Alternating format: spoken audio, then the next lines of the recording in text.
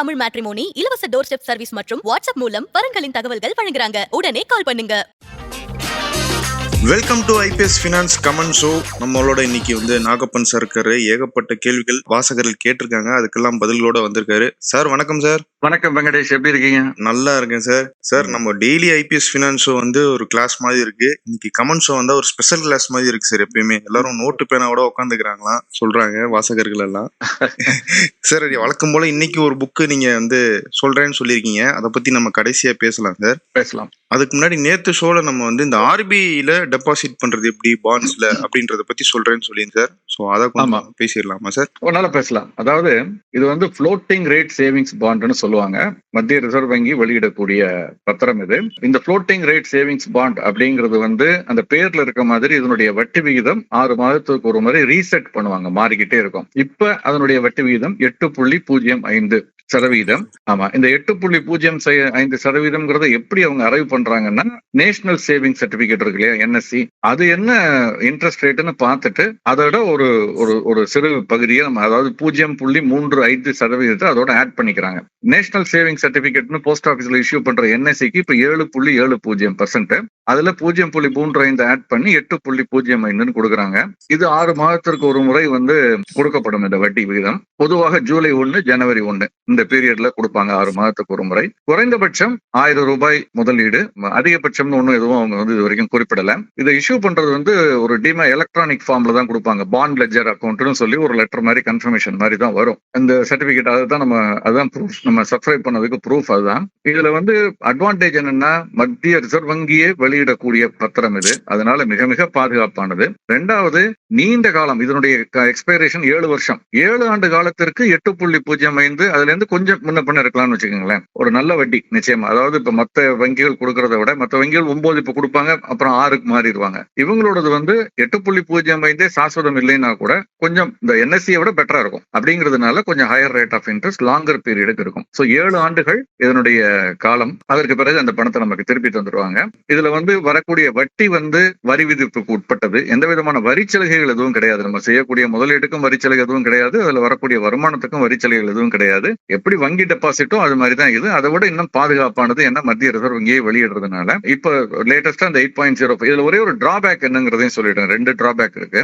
ஒன்று, ரொம்ப emergency unavoidable அந்த முதலீடு செய்தவருக்கு ஏதாவது இருந்தாலுடைய இந்த பணத்தை நடுவில் இடையில எடுக்கிறதுங்கிறது ரொம்ப கஷ்டம். கடுமையான சட்டத்திட்டங்கள் இருக்கு. ரெண்டாவது, இதை கொலேட்டரலா பயன்படுத்தி வங்கிகள்ல கடன் வாங்குறதோ, என்பிஎஃப்சிலயோ கடன் வாங்குறது அப்படிங்கிறது முடியாது. மூன்றாவது, இது செகண்டரி மார்க்கெட்ல ஸ்டாக் எக்ஸ்சேஞ்சில் ட்ரேட் ஆகுறது இல்லை. சோ இந்த லிக்விடிட்டி இஷ்யூ இருக்கிறதுனால நிறைய பேர் இதை பத்தி கேள்விப்படுறதுல ஒண்ணு. அப்படி கேள்விப்பட்டாங்கன்னா இந்த லிக்விடிட்டி இஷ்யூ இருக்கிறதுனால இதுல முதலீடு செய்யறது இல்லை. பட் என்னை பொறுத்த வரைக்கும் பிக்சட் ரிட்டர்ன்ல முதலீடு செய்யறதுன்னு முடிவு பண்ணிட்டா, பிபிஎஃப் எப்படி வரி விலக்கோடு நல்ல ஒரு முதலீடோ, வரி விலக்கு 30%, 20% டாக்ஸ் இருக்கவங்களுக்கு பொது சேவை நல நிதி அப்படின்னு சொல்லக்கூடிய பப்ளிக் ப்ராவிடென்ட் ஃபண்ட் ரொம்ப நல்ல விஷயம். அது மாதிரி வரி வருமான வரி இல்லாதவர்களுக்கு பாத்தீங்கன்னா இந்த ஆர்பிஐ பாண்டுங்கிறது அதாவது வருமான வரி 10% அந்த லெவல்ல குறைவாக இருக்கவங்களுக்கு இது ஒரு நீண்ட கால அடிப்படையில ஒரு பாதுகாப்பான ஒரு நல்ல முதலீடா பாக்குறேன். Nomination allowed. இதுல யார நம்ம வேணுங்கிறவங்களை நம்ம நாமினேட் பண்ணலாம். இது நிச்சயமா ஒருத்தருடைய ஒரு பாதுகாப்பான முதலீடு வேணும் அப்படின்னு நினைக்கிறவங்களுக்கு இது பண்ணும். இதை நம்ம வங்கிகளே, பல வங்கிகள், பல தரகு நிறுவனங்கள் இதை அவங்க மூலமாக முதலீடு செய்யலாம். பாரத ஸ்டேட் வங்கி இருக்காங்க, நிறைய நேஷனலைஸ்டு பேங்க்ல நீங்க அப்ரோச் பண்ணீங்கன்னா இந்த ஆர்பிஐ பாண்ட் பண்றாங்க.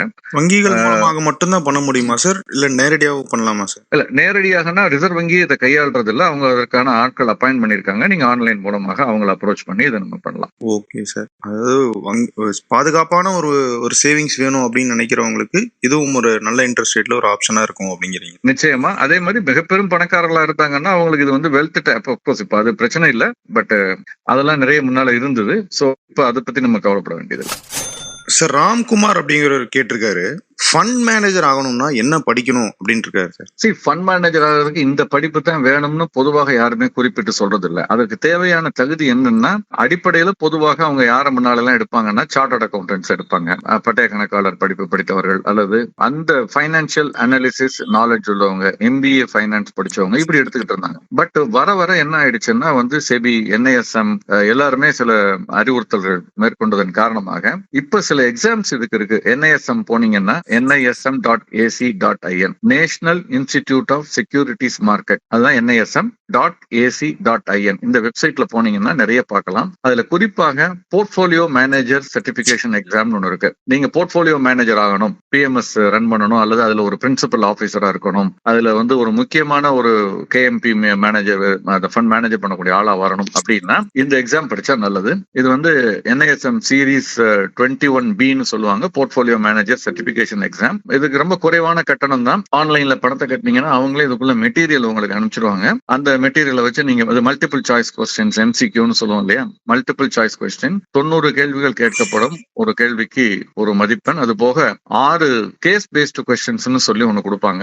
அதுல வந்து நீங்க 5 வந்து 2 மார்க் ஈச், சோ கிட்டத்தட்ட அதுக்கு ஒரு 60 மார்க், 150 மார்க்குக்கு நீங்க அதை எழுதணும். 3 மணி நேரம் உங்களுக்கு டைம் கொடுப்பாங்க, அதுக்குள்ள அதை எழுதணும். இதுல வந்து நெகட்டிவ் மார்க் உண்டு, 25% அது அந்த தப்பா இருந்ததுன்னா அது மார்க் வந்து கழிச்சிருவாங்க. சோ தவறான பதில் தெரியலன்னா விட்டுறது பெட்டர். நெகட்டிவ் மார்க்கிங் வந்து -25.25 மார்க்னு வச்சுக்கோங்களேன், 25% அந்த மாதிரி. சோ இது ஒரு படிப்பு, portfolio manager certification exam, NISM series 21B. இதே இன்னொன்னு இருக்கு, ரிசர்ச் அனலிஸ்ட் சர்டிபிகேட்னு ஒன்று இருக்கு. இது படிச்சீங்கன்னா நீங்க தனியா நீங்க ரிசர்ச் அனலிஸ்டாவும் இருக்கலாம். இந்த மாதிரி வந்து நிதி நிர்வாகம் செய்யக்கூடிய மியூச்சுவல் ஃபண்ட்ஸ் மட்டுமல்ல, நிறைய 20க்கும் மேற்பட்ட காப்பீடு நிறுவனங்கள், 20க்கும் மேற்பட்ட ஜெனரல் இன்சூரன்ஸ் நிறுவனங்கள் இருக்கு. அங்கு முதலீட்டு துறைன்னு இருக்கு, இன்வெஸ்ட்மெண்ட் டிபார்ட்மெண்ட். அங்கும் அவர்களுக்கு இந்த மாதிரி ஆட்கள் தேவைப்படுகிறார்கள். அவர்களுடைய பணத்தை பெரும்பகுதி பங்கு சந்தையிலும் ட்ரெஷரி மேனேஜ்மெண்ட்னு சொல்லி கடன் பத்திரங்கள்ல முதலீடு செய்து வருவாய் ஈட்டுகிறார்கள். இன்னும் சொல்ல போனா பல பொதுத்துறை காப்பீட்டு நிறுவனங்களுடைய மெயின் வருமானமே, முக்கியமான வருமானமே வந்து இந்த பங்குச்சந்தையிலிருந்து வரக்கூடிய ஆதாயத்தை வச்சு தான் நிறுவனத்தையே நடத்தக்கூடிய லெவல் இருக்கு. அவங்களுக்கு வந்து காப்பீட்டுல வந்து நஷ்டம் வரக்கூடிய சூழல்லாம் இருந்திருக்கு, பல ஆண்டுகள் பார்த்திருக்கோம் கடந்த காலங்கள்ல. சோ அதனால அந்த அவங்களுக்கு இது தேவைப்படுகிறது. அதுக்கு பாத்தீங்கன்னா நீங்க அந்த போர்ட்போலியோ மேனேஜரா இருக்கலாம், அல்லது ரிசர்ச் அனலிஸ்ட் சர்டிபிகேஷன் எக்ஸாம்னு சொல்றது NISM நடத்துறாங்க. NISM சீரீஸ் 15 அப்படின்னு சொல்லக்கூடியது. இந்த NISM series 15 research analyst certification exam அப்படிங்கிறது வந்து இதுவுமே அதே மாதிரி தான், online exam, multiple choice question, 92 கேள்விகள், 1 மார்க் ஈச் கேட்கப்படும். அது போக கேஸ் பேஸ்டு கொஸ்டின்ஸ் 2 கேஸ், ஒரு கேஸ் அதுல 4 கொஸ்டின்ஸ் இருக்கும், 1 மார்க் ஈச். அது ஒரு 8 மார்க், 100 மார்க். இதுல 60 மார்க் பாஸ் மார்க், 2 மணி நேரம் தான் டைம் கொடுப்பாங்க. நெகட்டிவ் மார்க்கிங் 25% இதுக்கு உண்டு. சோ இதுவுமே வந்து கட்டணங்கள் ரொம்ப குறைவான கட்டணங்கள் தான். எல்லா ஊருமே அங்க இருக்குது. இதுக்கான கரிக்குலம் என்ன மாதிரியான கேள்விகள் கேட்கப்படும் அப்படிங்கறதெல்லாம் கொடுத்துருக்காங்க. பேசிக்கலா இன்ட்ரோடக்ஷன் டு செக்யூரிட்டிஸ் மார்க்கெட், இதுல பயன்படுத்தக்கூடிய டெர்மினாலஜிஸ் என்ன, ரிசர்ச்னா எப்படி பண்ணணும், அதனுடைய ஃபண்டமெண்டல்ஸ் என்ன, இண்டஸ்ட்ரி எப்படி அனலைஸ் பண்றது, ஒரு கம்பெனி எப்படி அனலைஸ் பண்றது, ஒரு எக்கானமி எப்படி அனலைஸ் பண்றது, அதே மாதிரி கார்பரேட் ஆக்ஷன் சொல்லக்கூடிய ஸ்டாக் ஸ்பிளிட், போனஸ், அதனுடைய இது என்ன ஆகும், எப்படி வேல்யூ பண்றது ஒரு பங்க, இப்படி எல்லாம் பல விஷயங்கள் இதுல பயனுள்ள விஷயங்கள் சொல்லி தரப்படுகிறது. சோ இது ரெண்டும் வந்து NISM ஓடது. இது தவிர நீங்க சார்ட்டர்ட் அக்கௌண்டோ அல்லது CFA சர்டிஃபைட் ஃபைனான்சியல் அனலிஸ்ட் அப்படின்னு ஒரு இண்டிபெண்டன்ட் பாடி அவங்க நடத்தக்கூடிய ஒரு சர்வே, ஒரு படிப்பு இருக்கு. அதுல லெவல் 1, லெவல் 2, லெவல் 3 3 இருக்கு. 3வது லெவல் கிளியர் பண்ணா அப்பவும் உங்களுக்கு ஃபண்ட் மேனேஜர் ஆவதற்கான சாத்தியக்கூறுகள் அதிகம் இருக்கு. சோ இது எல்லாமே வந்து ஒரு பயனுள்ள ஒரு படிப்பு. இது எதை வேண்டாலும் அல்லது எல்லாத்தையுமே கூட உங்களுக்கு நேரம் இருப்பதை பொறுத்து நீங்க படிக்கலாம். இதுல எக்ஸ்பீரியன்ஸ் ஒரு கிரைட்டீரியாவா இருக்குமா சார்? நிச்சயமா கேட்பாங்க. பட் எக்ஸ்பீரியன்ஸ் எங்க பெறுறது? அதனாலதான் நம்ம என்ன பண்ணணும்னா, நம்ம படிப்புக்கு ஏற்றபடி முதல்ல ஒரு மியூச்சுவல் ஃபண்ட்லயோ, ஒரு analyst research, pure research analyst ஃபார்ம்லாம் இருக்கு, பாட்லிவலா கர்னாலிலாம் இருக்கு. அவங்க வேற எதுவும் செய்து அவங்களுடைய வேலையை, முழு நேர வேலை, அந்த மாதிரியான ஒரு அமைப்புல வந்து நம்ம ஒரு ஜூனியர் வேலையில சேர்ந்துக்கிட்டு அங்கே மற்ற வேலைகள் நம்ம இந்த படிப்புகளை தொடரலாம். CFA எல்லாம் நீங்க வேலை செய்து கொண்டே படிக்கலாம். அது மாதிரி படிச்சுட்டு அந்த அனுபவத்தோடு நீங்க போகும் பொழுது உங்களுக்கு அது வந்து இதா இருக்கும். பட் அனுபவம்ங்கிறது வேலைக்கு போனா தானே வரும். இது வந்து catch 22 சிச்சுவேஷன் சொல்றோம் இல்லையா, முட்டையில இருந்து கோழி வந்துச்சா, கோழில இருந்து முட்டை வந்துச்சாங்கிற மாதிரி. அவங்க டாப் லெவலுக்கு போறதுக்கு 10 ஆண்டுகள் அனுபவம் இருக்கா, 15 ஆண்டுகள் அனுபவம் இருக்கா அப்படின்னு கேட்பாங்க. என்ட்ரி லெவலுக்கு நிச்சயமா தேவையில்லை. நம்ம கேரியருக்கு நமக்கு உதவி பண்ணக்கூடிய ஒரு அமைப்பிடம், ஒரு நிறுவனத்திடம் சம்பளம் குறைவாக இருந்தாலும் அங்க வேலையை கத்துக்கொள்ள முடியும்னா அங்க சேர்ந்துக்கிறது நமக்கு பெட்டரா. சார், காசிமையப்பன் அப்படிங்கிற ஒரு கேள்வி கேட்டிருக்காரு சார். ஒரு ஸ்டாக்கு கிஃப்டா வந்தா அதுக்கு வந்து யார் வரி கொடுக்கணும், எவ்வளவு வரி கொடுக்கணும் அப்படின்னு கேட்டிருக்காரு சார். ஓகே சார், அதுக்கு முன்னாடி எனக்கு ஒரு டவுட் சார். ஒரு ஸ்டாக்கு கிஃப்டா கொடுக்க முடியுமா சார்? ஃபர்ஸ்ட் நிச்சயமா கொடுக்கலாம். நீங்க ஏதாவது கொடுக்கணும்னு ரெடியா இருந்தா சொல்லுங்க, நான் என்னோட டிமேட் அக்கௌண்ட் நம்பர் அனுப்புறேன். தாராளமா சார்.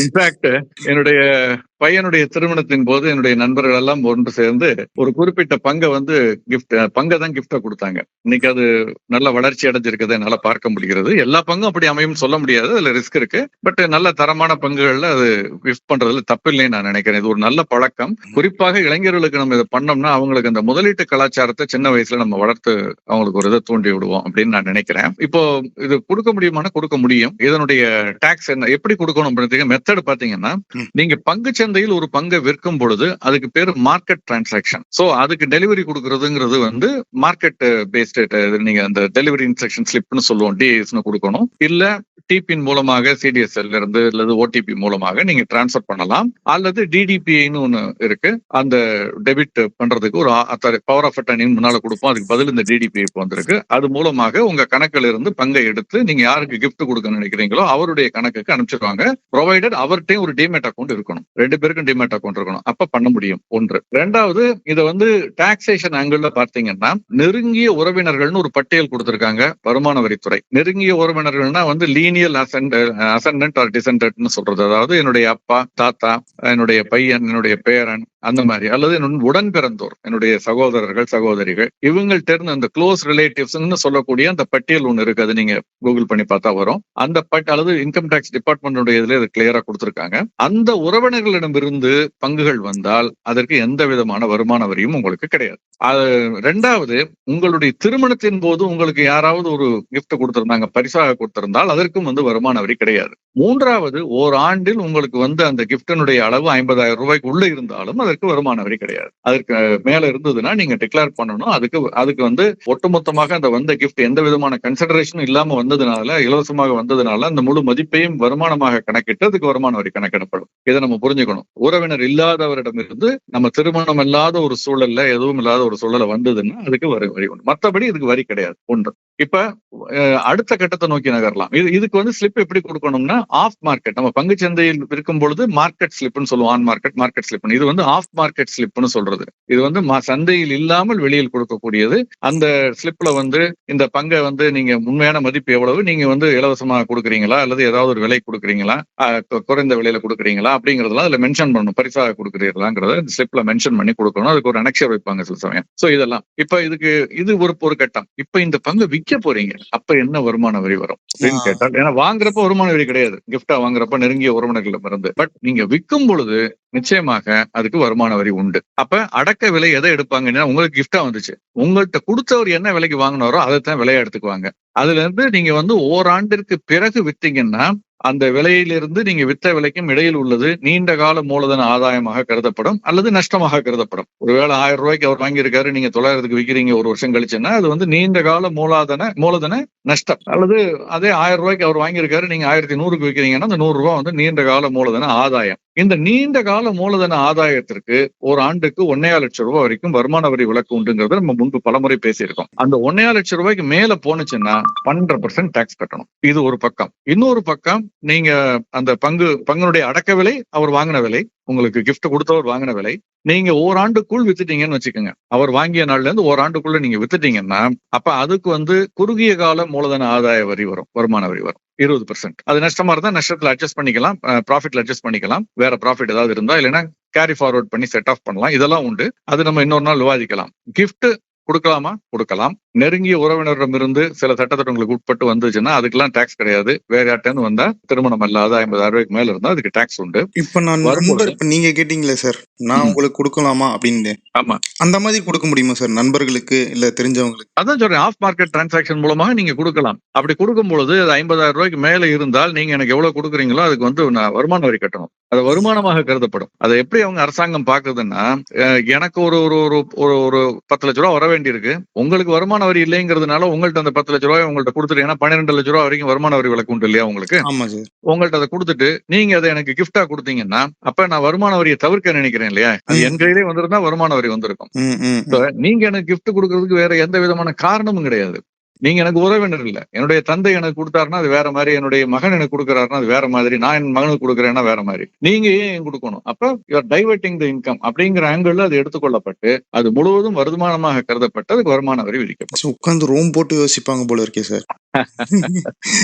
ஓகே. இல்ல நம்ம வரி ஏய்ப்பவர்கள் யோசிக்கும் பொழுது அதை வசூல் பண்ண நினைக்கிறவங்க அதை விட கடுமையாக யோசிப்பாங்க இல்லையா? நியாயம் தான் சார், நியாயம் தான் சார். ஆனா நீங்க ஒரு நல்ல ஒரு ட்ரெண்ட் ஆரம்பிச்சு விட்டுருக்கீங்கன்னு நினைக்கிறேன் சார். இந்த கல்யாணத்துல கிஃப்டா ஏதோ ஒரு பொருளை கொடுக்கறதுக்கு பதிலா அது ஒரு வளர்ற ஒரு ஸ்டாக்கா கொடுத்தா இன்னும் நல்லா இருக்குமே அப்படிங்கிற ஆங்கிள் இனிமேல் நிறைய பேர் யோசிப்பாங்கன்னு நினைக்கிறேன். ஆமா ஆமா, எனக்கு திருமணமாய் பல ஆண்டுகள் ஆயிடுச்சு, அதனால ரொம்ப தாமதம். அடுத்து ஏதாவது எனக்கு வீட்டுல விசேஷம்னா சொல்றேன் உங்களுக்கு.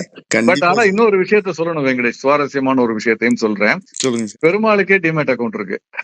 ஓ அப்படியா சார்? திருப்பதி பெருமாளுக்கு. ஆமா ஆமா, அவரும் இந்த டொமஸ்டிக் இன்ஸ்டிடியூஷனல் இன்வெஸ்டர் ஆயிட்டாரு கூட இருக்கு சார். ஆயிட்டாரு, மிகப்பெரிய முதலீட்டாளரா வந்துருவாரு நான் நினைக்கிறேன். ஆகஸ்ட் மாதம் 2015 ஆண்டே அவருக்கு டிமேட் அக்கௌண்ட் துவங்கப்பட்டு விட்டது. எனக்கு தெரிந்த வரையில் இந்தியாவுல முதல் டிமேட் அக்கௌண்ட் தொடங்கிய கடவுள் அவரா தான் இருக்கும்னு நான் நினைக்கிறேன். CDSL வந்து சென்ட்ரல் டெபாசிட்டரி சர்வீசஸ் மூலமாக ஸ்டாக் ஹோல்டிங் கார்பரேஷன், மத்திய அரசுடைய பொதுத்துறை நிறுவனம், அவங்க தான் அந்த கணக்கை துவங்கி இருக்கிறார்கள். அதன் மூலமாக யாராவது நீங்க வந்து பங்கு பெருமாளுக்கு வந்து பணமா கொடுக்கல, என்கிட்ட இருக்கக்கூடிய ஷேரை பூரா அவருக்கு கொடுக்குறேன், அதாவது ஒரு பகுதியை கொடுக்குறேன், ஒரே ஒரு ITC கொடுக்குறேன், என்ன வேணாலும் பண்ணலாம். அந்த மாதிரி அவங்க திருப்பதி தேவஸ்தானத்துல என்ன முடிவு எடுத்து வச்சிருக்காங்கன்னு தெரியாது, பட் ஆனா சட்டத்திட்டப்படி முடியும். சோ நீங்க கொடுக்கலாம், உங்க அக்கௌண்ட்ல இருந்து அவர் அக்கௌண்ட்டுக்கு டிரான்ஸ்பர் ஆயிடும், ஆஃப் மார்க்கெட் டிரான்சாக்ஷன். அதுக்கப்புறம் அது அவருடைய சொத்தாகிவிடும். வரக்கூடிய dividend, profit, stock split, bonus எல்லாம் பெருமாளுக்கு போய் சேர்ந்துடும். ஒரு விதத்துல பாத்தீங்கன்னா பெருமாள் நமக்கு எவ்வளவு கொடுக்குறாரோ அந்த மாதிரி நம்ம இருந்து வசூலிக்கவும் செய்யறாருன்னு நினைக்கிறேன். எனக்கு என்னன்னா, இங்க இருக்கக்கூடிய பல கோயில்கள் வந்து இதை பின்பற்றுவதற்கான வாய்ப்பு இருக்கதான் நினைக்கிறேன், with enough sex and balances. ஏன்னா பங்குச்சந்தைங்கிறது ஆபத்தான முதலீடுங்கிறதுனாலதான் அதுல நிறைய பேர் நம்ம வந்து பொது சொத்து, பொது இருக்கு நம்ம தலையிட வந்து பொதுவாக விரும்புறது இல்ல, அனுமதிக்கிறது இல்ல.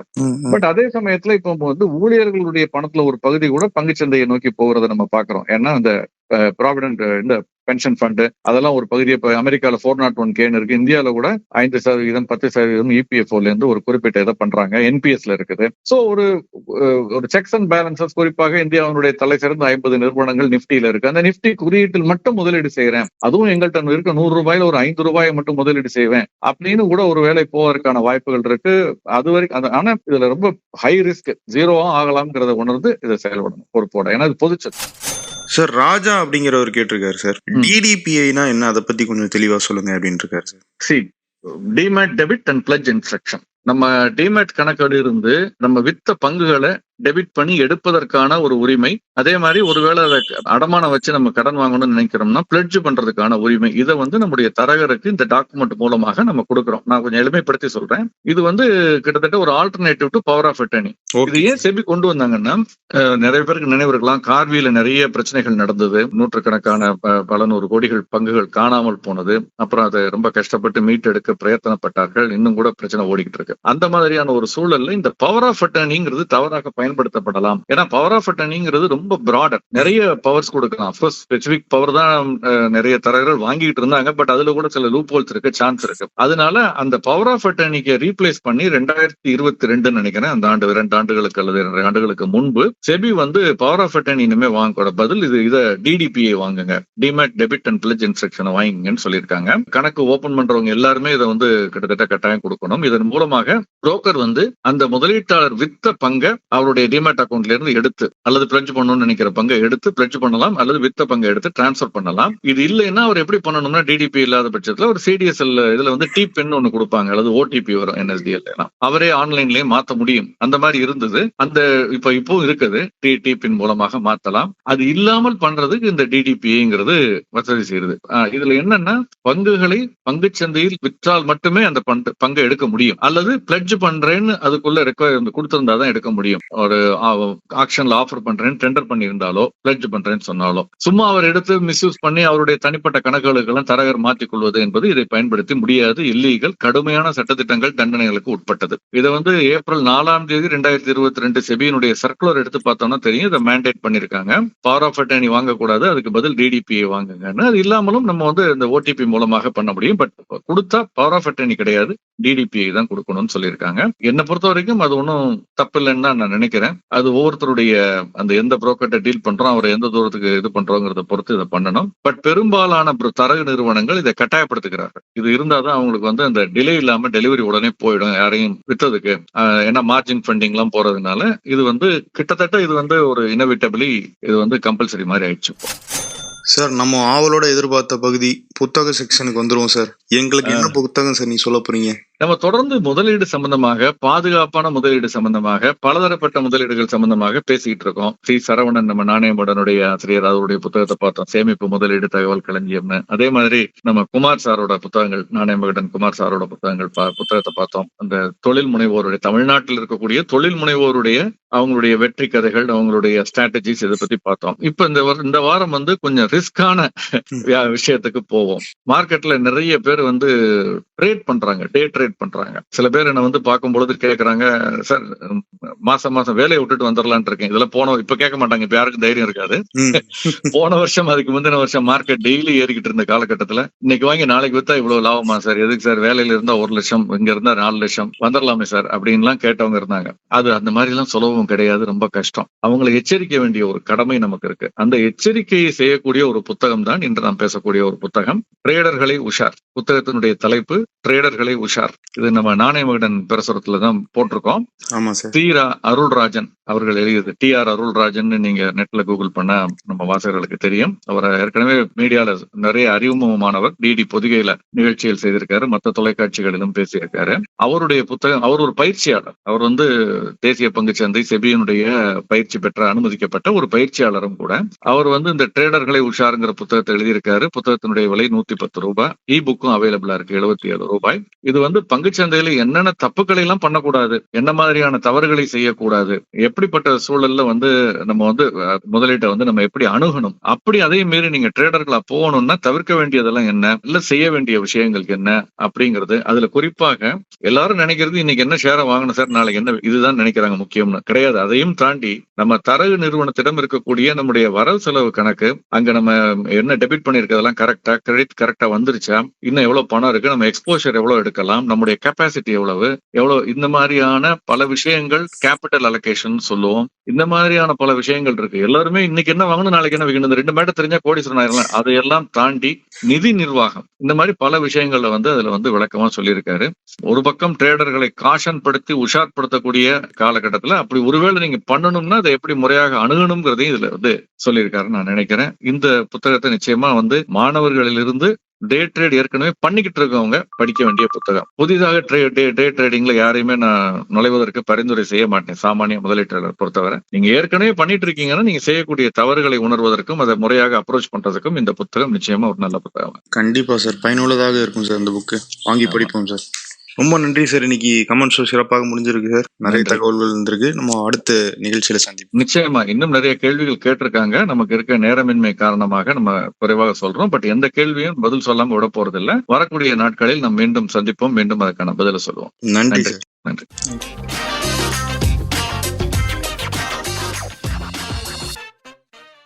மகன் அல்லது மகளுக்கு வரன் பாக்குறீங்களா? ரொம்ப பிரைவசியா வரன் அமைத்து தர இலவச டோர் ஸ்டெப் சர்வீஸ், வாட்ஸ்அப் வசதி என பல புதிய சேவைகளை வழங்க காத்திருக்கிறது உங்கள் தமிழ் மேட்ரிமோனி. இன்றே தொடர்பு கொள்ளுங்கள்.